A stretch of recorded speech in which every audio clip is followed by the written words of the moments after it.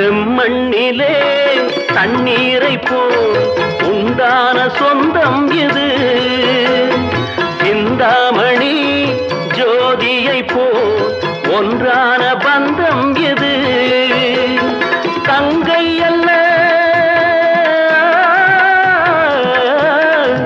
தங்கை அல்ல தாயானவள், கோடி பாடல் நான் பாட பொருளானாள்.